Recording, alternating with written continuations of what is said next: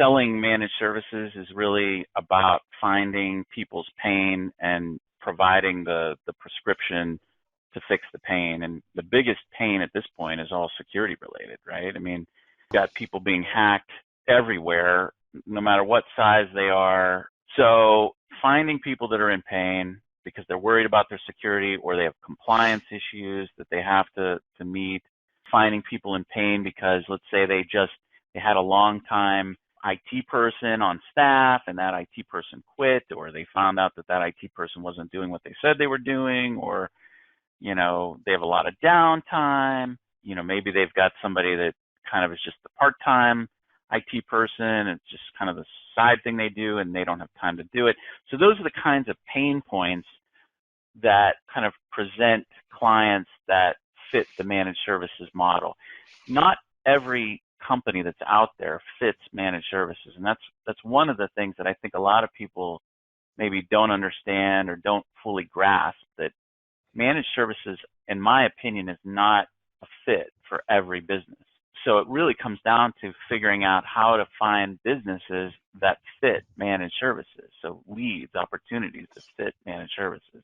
And that's why, too, you see that as companies, as MSPs grow in size, their clientele to some extent changes. So small MSPs service a lot of very small companies typically, you know, 5 seats, 6 seats, 7 seats, maybe less. They tend to charge less than larger MSPs.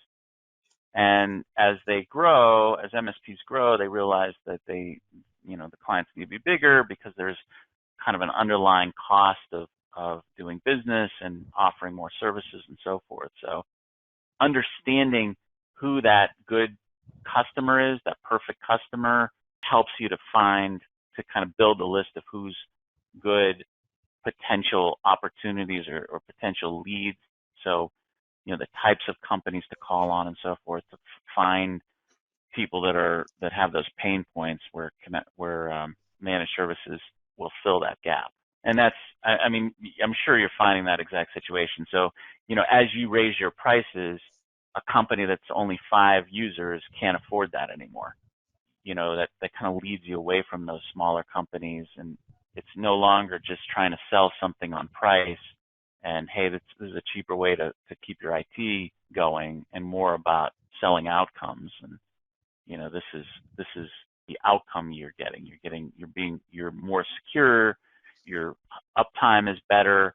Your employees have a resource that they can call and they can get help quickly, and so that they continue to work.